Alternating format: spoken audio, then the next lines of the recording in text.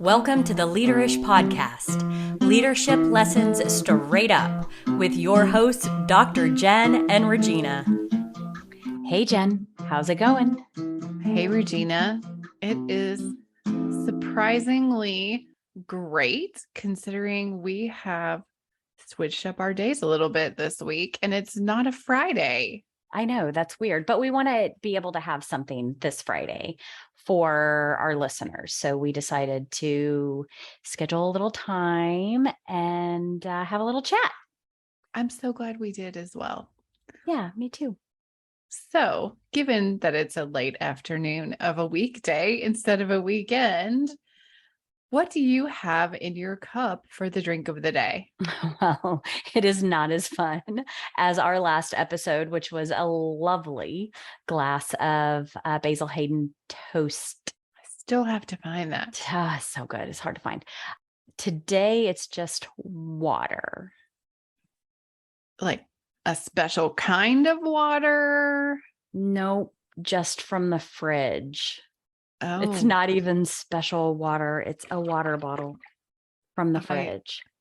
That is not that exciting, but that's okay. It's a weekday. I'm going to give you that. Okay, but what about you? Did you get something special?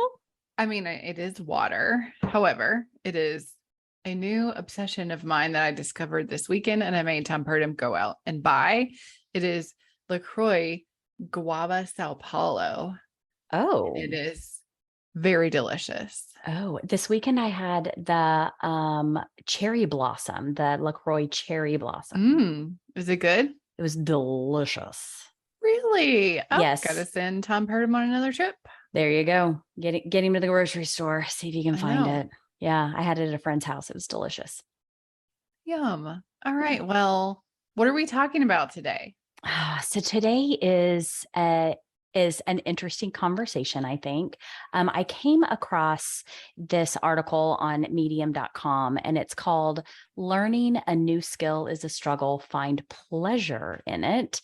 And I thought that that would be a really great thing for us to talk about. I have been spending a lot of time with a lot of women lately who are trying to learn a new skill or want to advance in their career, but need some skills, and getting out of that comfort zone of what you naturally do well and you've always done well seems to be very hard for a lot of folks right now. So I wanted to chat about that today, if you're okay with that. Interestingly, I think it's a great topic. I think you were speaking to me directly because I feel that very much right now. I don't know that I realized it until you said it, that that's what you wanted to talk about. And I couldn't really think about what am I going to talk about? But I think it's because I'm so in the middle of it that I couldn't even really see it. So I can't wait to hear what you have to say about this for yourself. Yeah. And for our listeners, this article is based on a book from Carol Dweck, who is a PhD from Stanford. Book is called Mindset, Yep. which I actually am interested in now that I read this article, I may look into. But what did you pull from the article? Yeah. So, well, the first thing that I think we're both on a growth journey right now, right? We've both been newly promoted. We are being asked to do new and different things and stretch our skill set and maybe even find new skill sets right now. And it's not easy. And what I realized is that as just a human, if I am in my comfort zone, I'm doing really good, right? Things are easy. I'm moving right along. It's simple. I'm comfortable. And it fosters my identity, right? I'm an executor. I get things done. So if I can be in that place where I can get things done, then I feel really comfortable. I actually think that's so true. And you can stay in your comfort zone and still push yourself. So let's just take exercise as an example, because it's what I go to. I can say, hey, I want to work out more. I can go to my Pilates class more times. I can go to a different Pilates class. I can, that's not learning a new skill necessarily. That's pushing myself harder, still in my comfort zone, which I think I just had that realization of. But what you're saying is, oh, what if I want to learn Tai Chi or something completely different that completely changes my mindset? Yeah, well, let's go with this Pilates thing, because how long have Okay. you been practicing Pilates? Maybe 4 or 5 years. Okay, so I want you to go back 5 years, and I want you to think about your first few Pilates classes. Did you feel natural? No, it's hard and it's terrifying, and everybody is, very in shape and thin and head to toe fancy workout gear. And I felt like an ogre coming in there. Did you feel clumsy? I felt completely clumsy. Did you feel awkward? Totally, totally. Were you maybe frustrated? I was frustrated, but I had forgotten all of that. That's hilarious because now it feels like the most natural thing in the world. Now it's my comfort zone. Yes. So that's kind of what I want to talk about today. I'm glad you brought up Pilates. I've never done Pilates, but probably one of the reasons I haven't is because I don't want to feel clumsy and awkward and frustrated. I mean, let me just throw that out there. It was the same thing for me when my husband and I started riding road bikes. I mean, I'd ridden bikes as a kid, but as an adult, to get on a bike with these like teeny tiny slim tires, I mean, they're crazy slim. They're like, they don't even look like tires. I don't think they have air in them. Well, I had to pump them up last night. They do, because I took my kid out on a ride. But when I first got on there, I felt clumsy and awkward. I was always afraid that I was going to fall over. I was frustrated because he could go faster than me, and I would put on my brakes just to turn a corner because I didn't want to go fast. And as I continued to practice, I got more and more comfortable. Now I can jump on my road bike and we can go anywhere. Just about, right? Same story with you and Pilates. Well, let's translate this a little bit. Let's translate this into work, because those are skills. Pilates is a skill. Riding a road bike is a skill. But Regina, is it just like riding a bike? No, it's not. No. I know. I just had to throw it in there. That phrase sucks. Because Agreed. When you haven't ridden a bike in 15 years and then you get on a bike, it does not come back to you. No, it doesn't. I have had that experience as well. That's why I had to say it. Oh, it's so hard. Yeah. Well, I want you to also think about children. Think about children learning a new thing. We've all been around kids, whether you have them or not. You've seen a child start to crawl and they get frustrated because they want to be mobile, right? But they can't. But then they crawl and they're like frustrated because now they want to walk, and they practice and they throw temper tantrums and they get mad and they get upset, but they keep plugging ahead because they have to. And then what happens? You don't even think about it. Same thing with moving to a new city. Your old city, you can go on autopilot. You don't have to think about where to go and what turns to make. But when you move to a new city or you're visiting a city, think about all the brain power that goes into just navigating that city. That's so true. You get familiar with it. You in New York. Now you can kind of go and you know your ways and your routes. You know how to get to the Met Stadium. Like, it's easy now for you to navigate, but those first few times were clumsy and awkward, and you took wrong turns, and it was frustrating. Definitely. And felt like a bumpkin in a big city, not knowing, even though I live in a big-ish city, not knowing where I was going. And now I feel comfortable. That's right. And as adults, we probably don't have meltdowns like children do, but we do kind of have our own meltdowns, don't we, as adults? Yeah. And so some of those meltdowns may sound like, I need a new job, or I need to quit, or I'm not using all of my skills, or this is uncomfortable, or work shouldn't have to be this hard. Gosh, that's true in terms of when things feel frustrating, when things feel hard. Yes. Sometimes we look at it as, I don't want to do this, or this is hard, or it shouldn't be hard, instead of I'm growing. Yes. And so that's what I want us to kind of focus in on a little bit today, is that while we don't have the emotions of the toddler, to throw a temper tantrum. We do have our own emotions when we're going through growth. And actually, they kind of feel a little bit the same, right? You want to stop doing what you're doing. It's too hard. It shouldn't be this hard. But really, if you think back on every skill that you have today, it's because you went through the suck and you went through the hard and you handled it and you dealt with it and you learned from it. And then the next time you start it, it's not as scary. It's a little bit right. smoother. It kind of reminds me, I think we've talked about this before, having a growth mindset. That's right.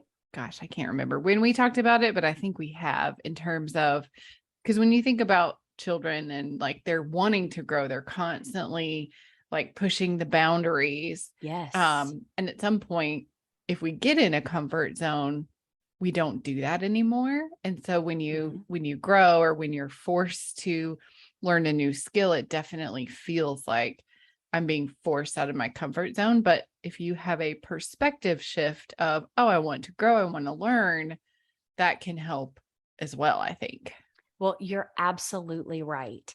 And the further we go in our careers, this is what the article says, it just blew my mind. The further we go in our careers, the less we lean into that frustration and realize that we're growing. When you were new in your roles, when you first started working, everything was hard.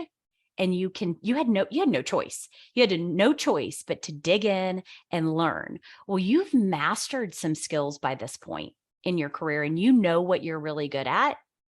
And so what we tend to do is we tend to shift our mindset to, I should do those things. I should leverage those skills that I'm really good at. And we no longer seek the opportunity to learn new skills. We no longer look for it. Yeah, I just want smooth sailing every day. It may be hard work, but I want it to feel comfortable and not foreign and hard and difficult to learn. Yes.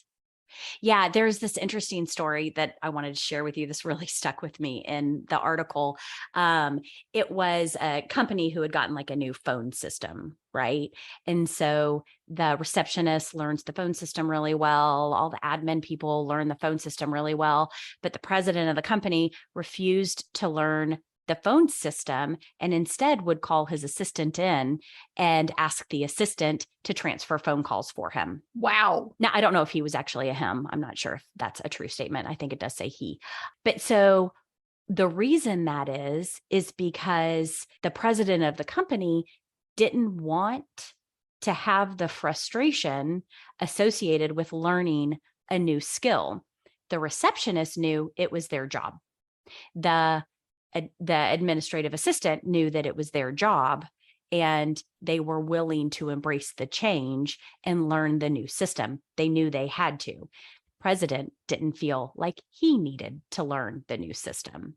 He very easily avoided it. Because he's the president. I don't have to learn new things, which is very interesting. Let us never get to a place where we think, I'm here, I never have to learn new things, or you very quickly probably won't be there. But that is so interesting. Well, and the president probably didn't want to feel awkward and clumsy and frustrated. And so just avoided the experience overall. I have people for that. Yeah. And I know it's a simple example, but I think that it really helps us understand that we should never stop learning. And if you're feeling the clumsiness and the awkwardness and the frustration, the first thing that you should do is say, oh, I'm learning something new. I'm practicing something new. Whether I succeed or whether I fail, I'm going to take something from this. So it's lean into it instead of push it away as frustration. Exactly. But you have to notice your emotions. We've talked about that a lot, right? Oh, You yeah. have to be aware of your emotions. You have to know what you're feeling. And so if you start feeling clumsy or awkward or frustrated in your work, then switching that mindset, instead of laser focusing on how frustrated you are. Instead, flip your own script and tell yourself, I am frustrated because I'm learning something new, and I'm going to come out the other end of this with some really good stinking skills. I love that. Or even in between point A and point B that you just discussed, even ask yourself, why am I frustrated? I find myself doing that a lot. And it is frequently because I don't know how, like, I don't know the next step. Yeah. Like, I know that I know there's a challenge. I know I need to solve it, but I don't know the next step. And I don't know the next step because I've never done it before. That's right. So that's so interesting.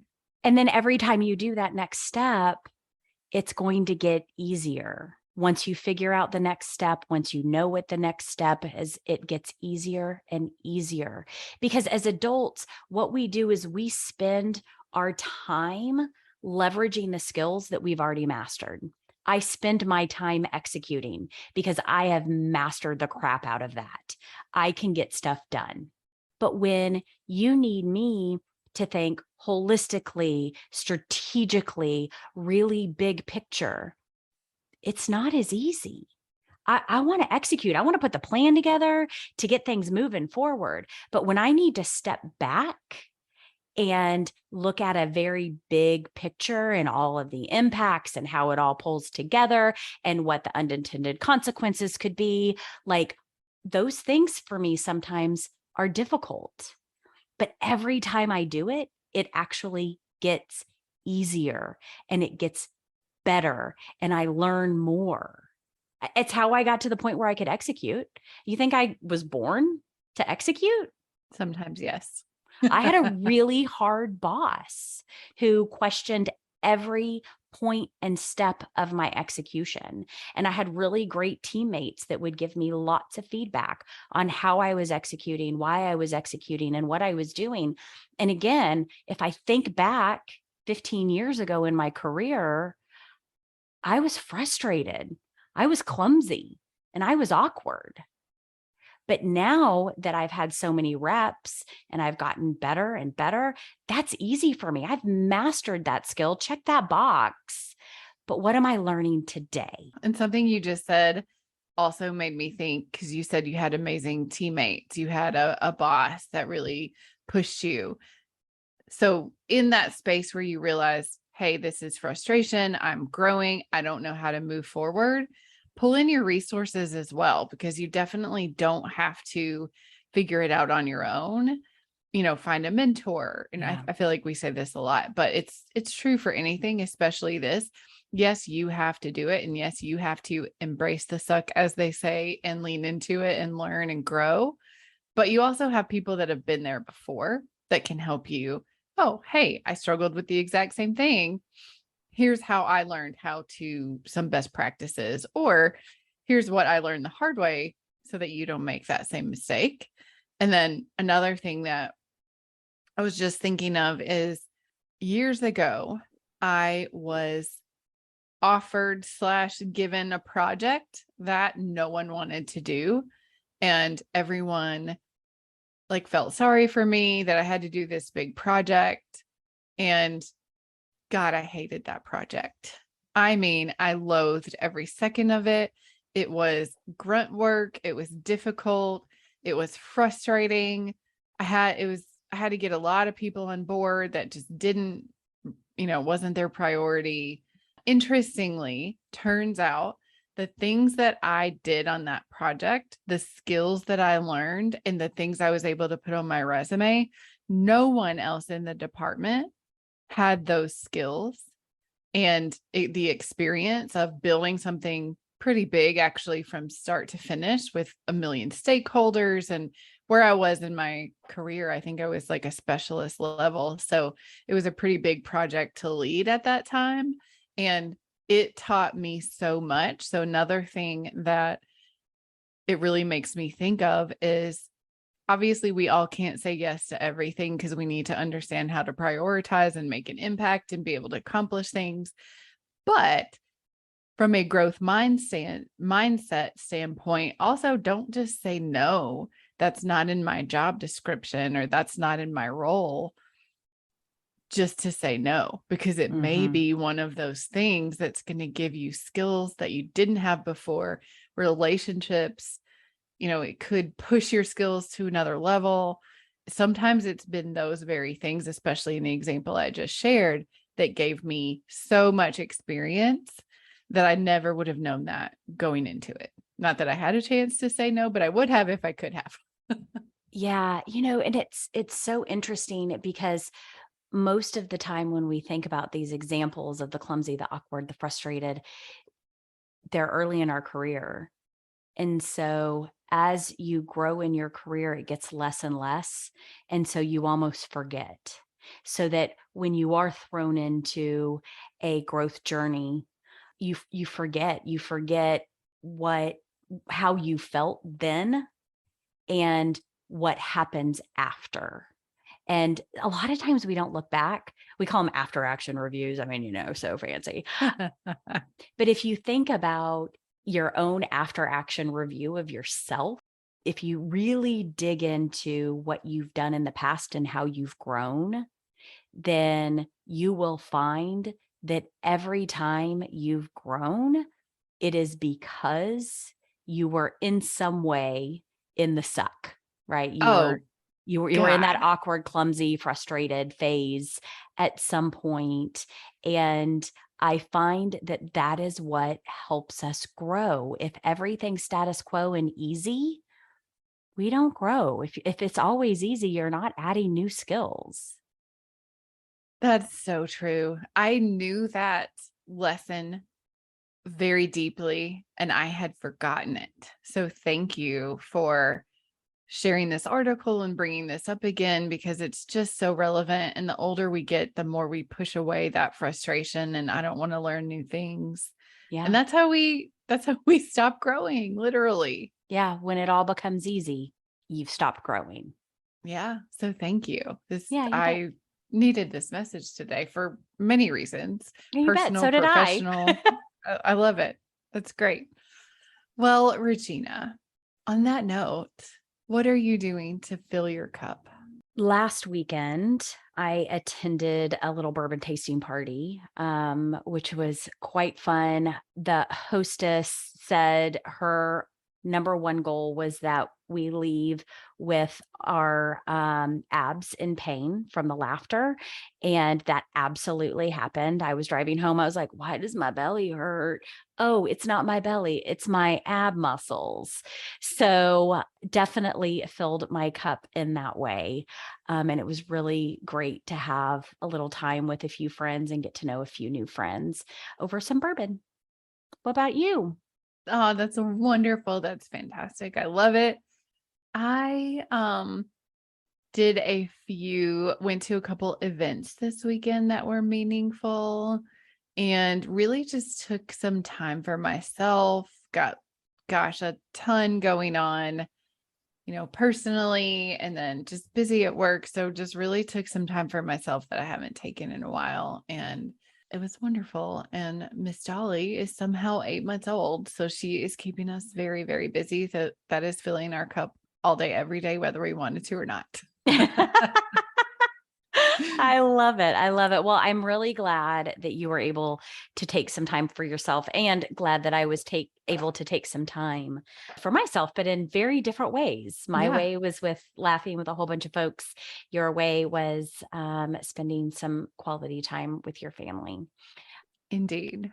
So I love how sometimes we're so the same, but also so different. Yep. I love it. All right, Jen, well, tell them how they can contact us. Okay. Well, now that we're back at it, regularly, we want to hear from you. We need some new topic ideas. Yeah. So please find us on Instagram at Leaderish Podcast, on Facebook at Leaderish Podcast, and email us at leaderishpodcast@gmail.com. And you can find us anywhere you can find podcasts. So if you listen on Apple and want to listen on Spotify, you can do that as well. And as always, cheers, Regina. And I'm going to say cheers to growth and to keep growing. Cheers to growth.